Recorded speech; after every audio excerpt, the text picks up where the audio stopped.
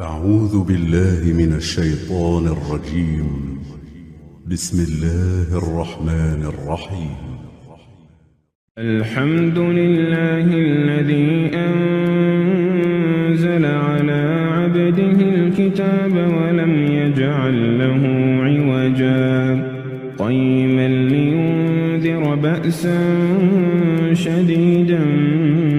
من لدنه ويبشر المؤمنين الذين يعملون الصالحات أن لهم أجرا حسنا ماكثين فيه أبدا وينذر الذين قالوا اتخذ الله ولدا ما لهم به من علم ولا لآبائهم كبرت كلمة تخرج من أفواههم إن يقولون إلا كذبا فلعلك باخع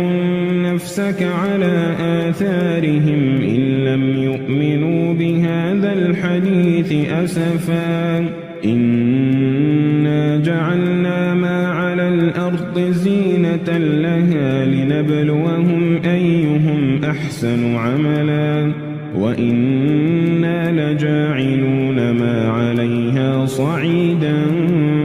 جرزا أم حسبت أن أصحاب الكهف والرقيم كانوا من آياتنا عجبا إذ أوى الفتية إلى الكهف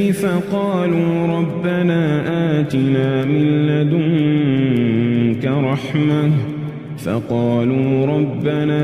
آتنا من لدنك رحمة وهيئ لنا من أمرنا رشدا فضربنا على آذانهم في الكهف سنين عددا ثم بعثناهم لنعلم أي الحزبين أحصى لما لبثوا أمدا نحن نقص عليك نبأهم بالحق إنهم فتية آمنوا بربهم وزدناهم هدى وربطنا على قلوبهم إذ قاموا فقالوا ربنا رب السماوات والأرض لن ندعو من دونه إلها لقد قلنا إذا شططا هؤلاء قوم اتخذوا من دونه آلهة لولا يأتون عليهم بسلطان بين فمن أظلم ممن افترى على الله كذبا وإذ اعتزلتموهم وما يعبدون إلا الله فأووا إلى الكهف ينشر لكم ربكم من رحمته ويهيئ لكم من أمركم مرفقا وترى الشمس إذا طلعت تزاور عن كهفهم ذات اليمين وإذا غربت تقرضهم ذات الشمال وهم في فجوة منه ذلك من آيات الله من يهد الله فهو المهتد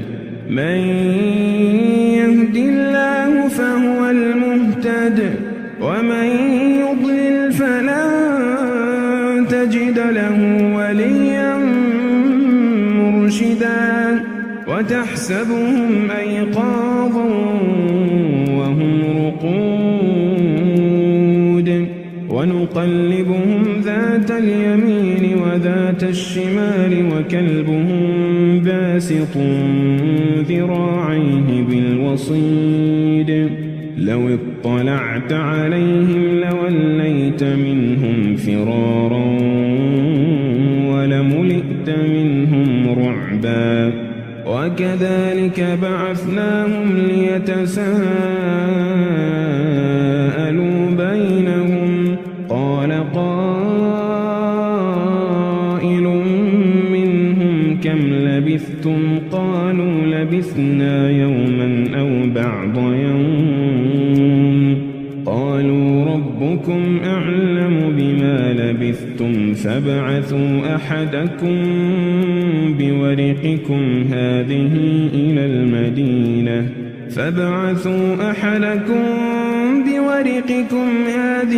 إلى المدينة فلينظر أيها أزكى طعاما فليأتكم برزق منه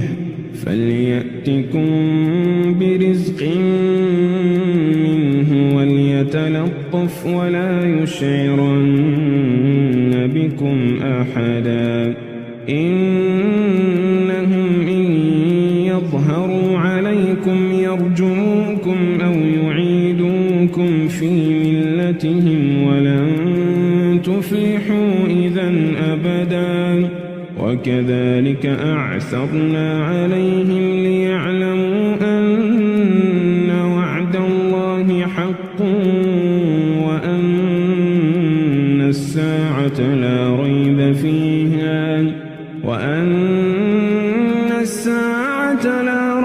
فيها إذ يتنازعون بينهم أمرهم فقالوا ابنوا عليهم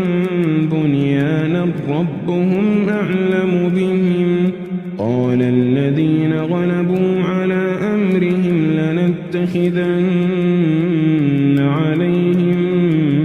مسجدا سيقولون ثلاثة رابعهم كلبهم ويقولون خمسة سادسهم كلبهم رجما بالغيب ويقولون سبعة وثامنهم كلبهم قل ربي أعلم بعدتهم ما يعلمهم إلا قليل فلا تمار فيهم إلا مراء ظاهرا ولا تستفت فيهم منهم أحدا ولا تقولن لشيء إني فاعل ذلك غدا إلا أن يشاء الله واذكر ربك إذا نسيت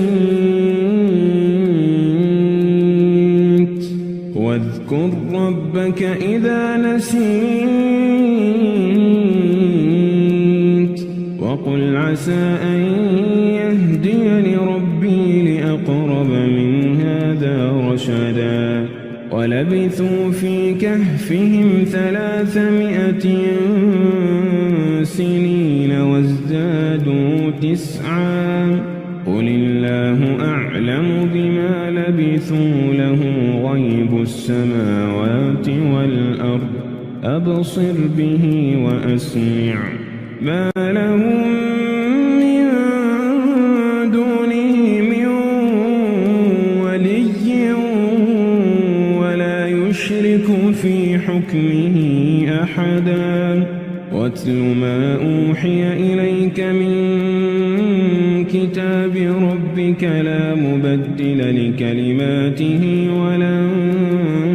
تجد من دونه ملتحدا واصبر نفسك مع الذين يدعون ربهم بالغداة والعشي يريدون وجهه ولا تعد عيناك عنهم تريد زينة الحياة الدنيا ولا تطع من أغفلنا قلبه عن ذكرنا واتبع هواه وكان أمره فرطا وقل الحق من ربكم فمن شاء فليؤمن ومن شاء فليكفر إنا أعتدنا للظالمين نارا أحاط بهم سرادقها وإن يستغيثوا يغاثوا بماء كالمهل يشوي الوجوه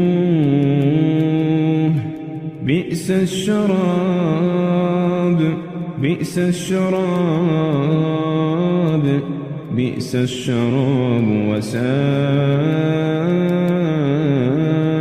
مرتفقا إن الذين آمنوا وعملوا الصالحات إنا لا نضيع أجر من أحسن عملا أولئك لهم جنات عدن تجري من تحتهم الأنهار يحلون فيها من أساور من ذهب ويلبسون ثيابا خضرا من سندس واستبرق متكئين فيها على الأرائك نعم الثواب وحسنت مرتفقا واضرب لهم مثل الرجلين جعلنا لأحدهما جنتين من أعناب وحففناهما بنخل وجعلنا بينهما زرعا كلتا الجنتين آتت أكلها ولم تظلم منه شيئا وفجرنا خلالهما نهرا وكان له ثمر فقال لصاحبه وهو يحاوره أنا أكثر منك مالا وأعز نفرا ودخل جنته وهو ظالم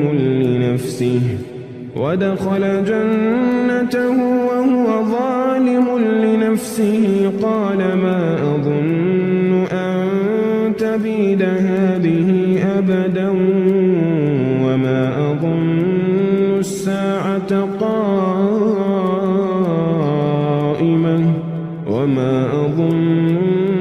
الساعة قائمة ولئن رددت إلى ربي لأجدن خيرا منها منقلبا قال له صاحبه وهو يحاوره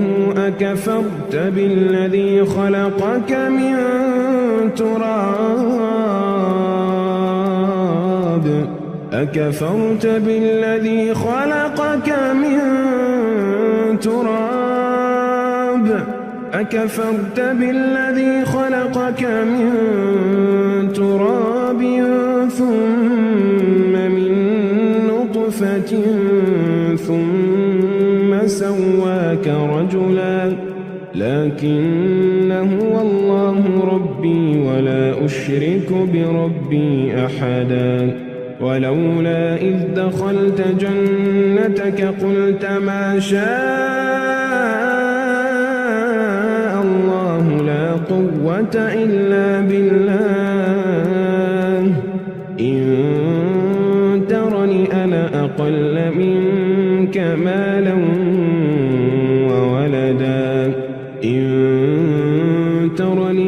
أقل منك مالا وولدا فعسى ربي أن يؤتيني خيرا من جنتك ويرسل عليها حسبانا من السماء فتصبح صعيدا زلقا أو فيصبح ماؤها غورا فلن تستطيع له طلبا وأحيط بثمره فأصبح يقلب كفيه على ما أنفق فيها وهي خاوية على عروشها ويقول يا ليتني لم أشرك بربي أحدا ولم تكن له فئة ينصرونه من دون الله وما كان منتصرا هنالك الولاية لله هنالك الولاية لله هنالك الولاية لله الحق هو خير ثوابا وخير عقبا واضرب لهم مثل الحياة الدنيا كماء إن أنزلناه من السماء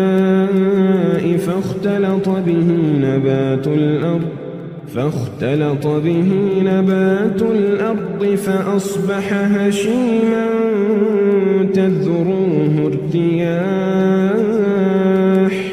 وكان الله على كل شيء مقتدرا المال والبنون زينة الحياة الدنيا والباقيات الصالحات خير عند ربك ثوابا وخير أملا ويوم نسير الجبال وترى الأرض بارزة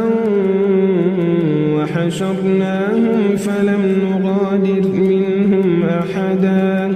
وعرضوا على ربك صفا لقد جئتمونا كما خلقناكم أول مرة بل زعمتم أن لن نجعل لكم موعدا ووضع الكتاب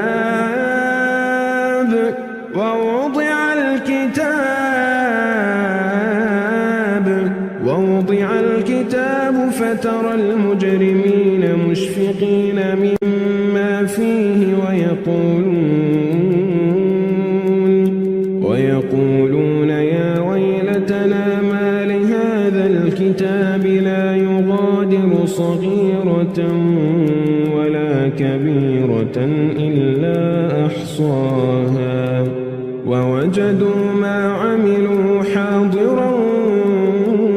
ولا يظلم ربك أحدا وإذ قلنا للملائكة اسجدوا لآدم فسجدوا إلا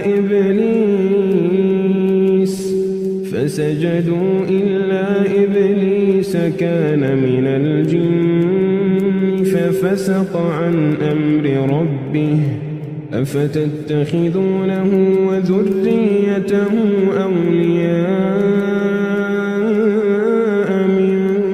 دوني وهم لكم عدو بئس للظالمين بدلا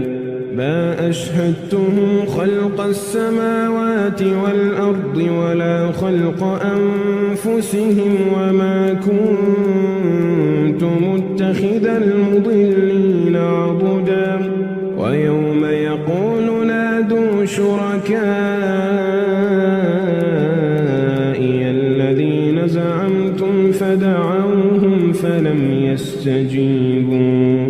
فدعوهم فلم يستجيبوا لهم وجعلنا بينهم موبقا ورأى المجرمون النار فظنوا أنهم واقعوها ولم يجدوا عنها مصرفا ولقد صرفنا في هذا القرآن للناس من كل مثل وكان الإنسان أكثر شيء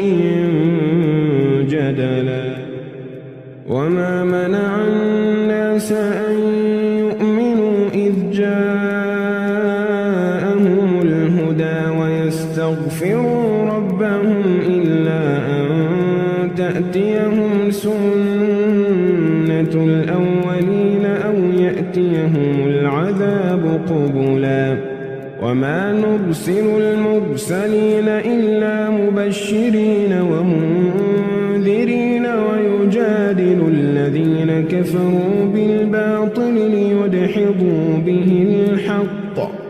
ويجادل الذين كفروا بالباطل ليدحضوا به الحق واتخذوا آياتي وما أنذروا هزوا ومن أظلم ممن ذكر بآيات ربه فأعرض عنها ونسي ما قدمت يداه إنا جعلنا على قلوبهم أكنة أن يفقهوه وفي آذانهم وقرا وإن تدعهم إلى الهدى فلن يهتدوا إذا أبدا وربك الغفور ذو الرحمة لو يؤاخذهم بما كسبوا لعجل لهم العذاب بل لهم موعد لن يجدوا من دونه موئلا وتلك القرى أهلكناهم لما ظلموا وجعلنا لمهلكهم موعدا وإذ قال موسى لفتاه لا أبرح حتى أبلغ مجمع البحرين أو أمضي حقبا فلما بلغا مجمع بينهما نسيا حوتهما فاتخذ سبيله في البحر سربا فلما جاوزا قال لفتاه آتنا غداءنا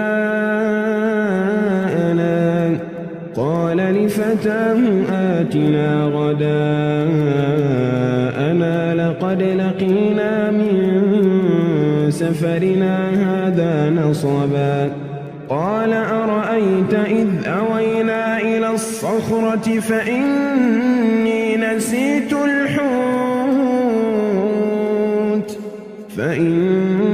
نسيت الحوت وما أنسانيه إلا الشيطان أن أذكره واتخذ سبيله في البحر عجبا قال ذلك ما كنا نبغ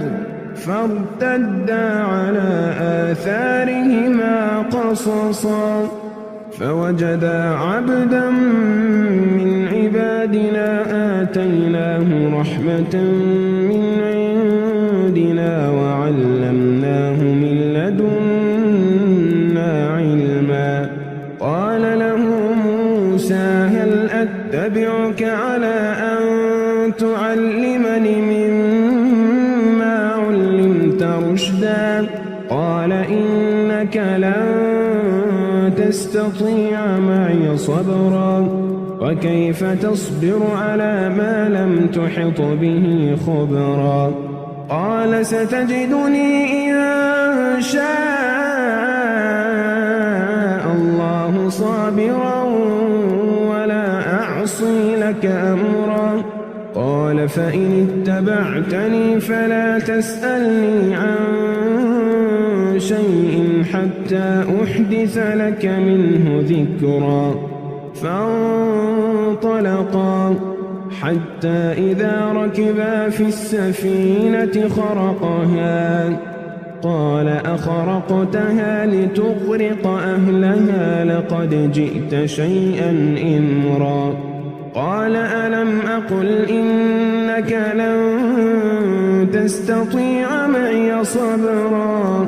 قال لا تؤاخذني بما نسيت تؤاخذني بما نسيت ولا ترهقني من أمري عسرا فانطلقا حتى إذا لقيا غلاما فقتله قال أقتلت نفسا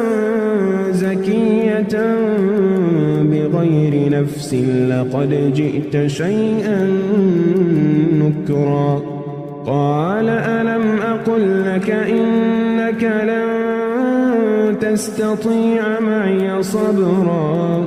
قال إن سألتك عن شيء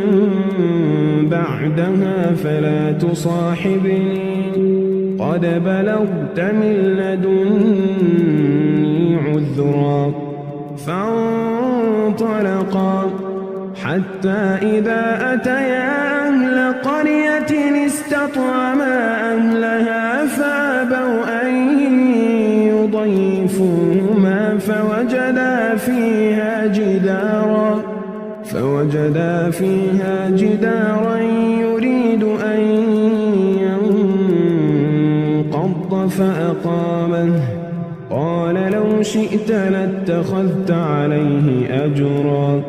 قال هذا فراق بيني وبينك سأنبئك بتأويل ما لم تستطع عليه صبرا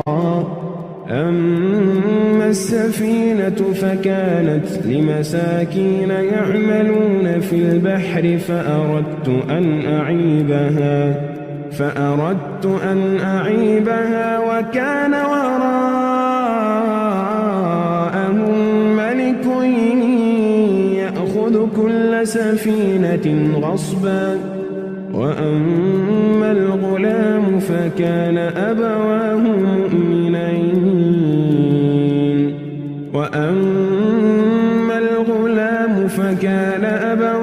مؤمنين فخشينا أن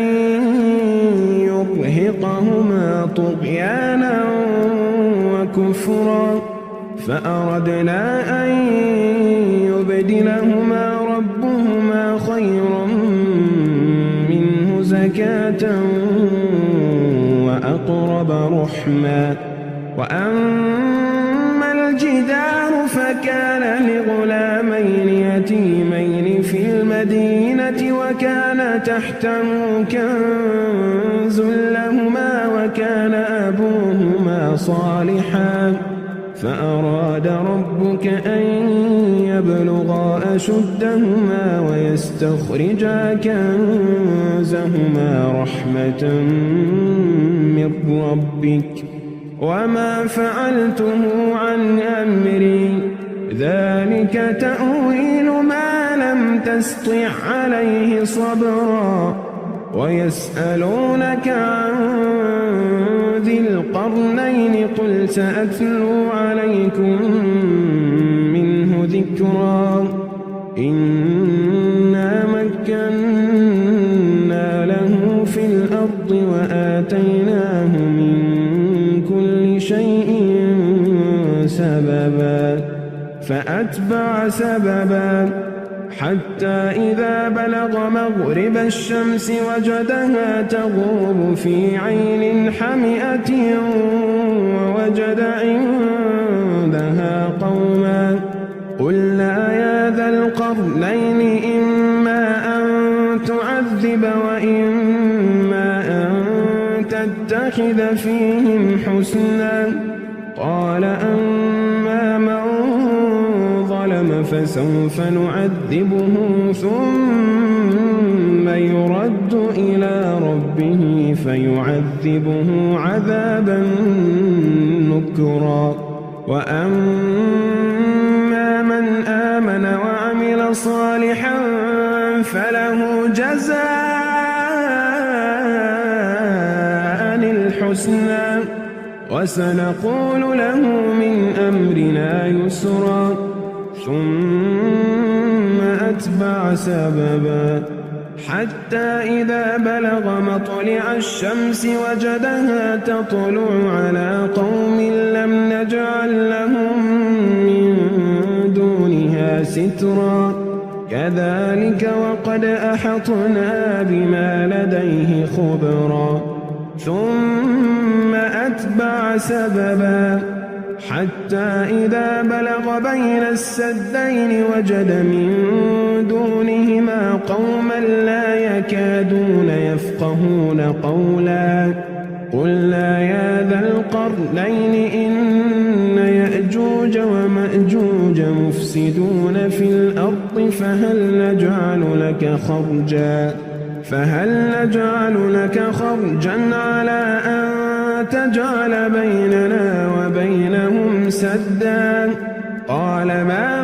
مكني فيه ربي خير فأعينوني بقوة أجعل بينكم وبينهم ردما آتوني زبر الحديد حتى إذا ساوى بين الصدفين قال انفخوا حتى إذا جعله نارا قال آتوني أفرغ عليه قطرا فما استطاعوا أن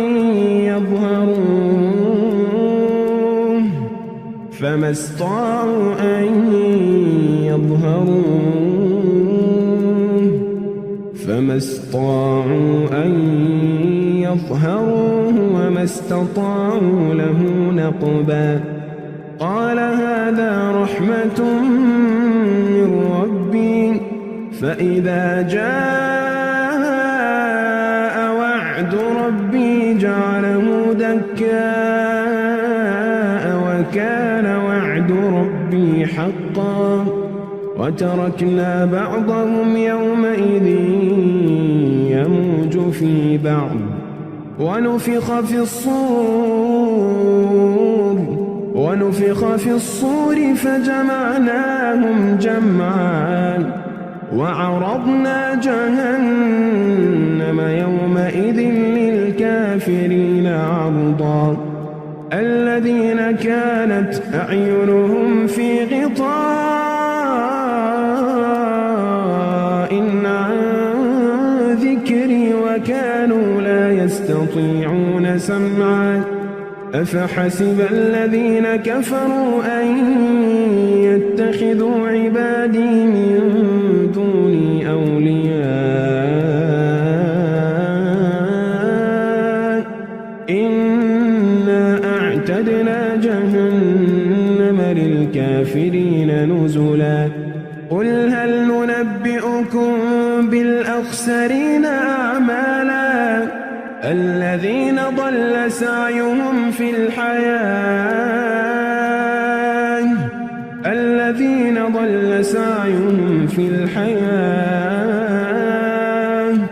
الذين ضل سعيهم في الحياة الدنيا وهم يحسبون أنهم يحسنون صنعا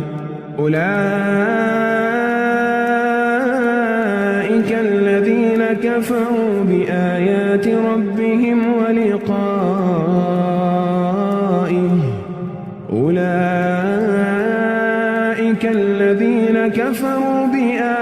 ربهم ولقائه فحبطت أعمالهم فلا نقيم لهم يوم القيامة وزنا ذلك جزاؤهم جهنم بما كفروا واتخذوا آياتي ورسلي هزوا إن الذين آمنوا وعملوا الصالحات كانت لهم جنات الفردوس نزلا خالدين فيها لا يبغون عنها حولا قل لو كان البحر مدادا لكلمات ربي لنفد البحر قبل أن تنفد كلمات ربي ولو جئنا بمثله مددا قل إنما أنا بشر مثلكم يوحى إلي أنما إلهكم إله واحد فمن كان يرجو لقاء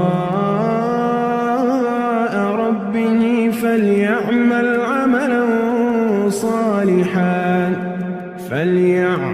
عملا صالحا ولا يشرك بعبادة ربه أحدا.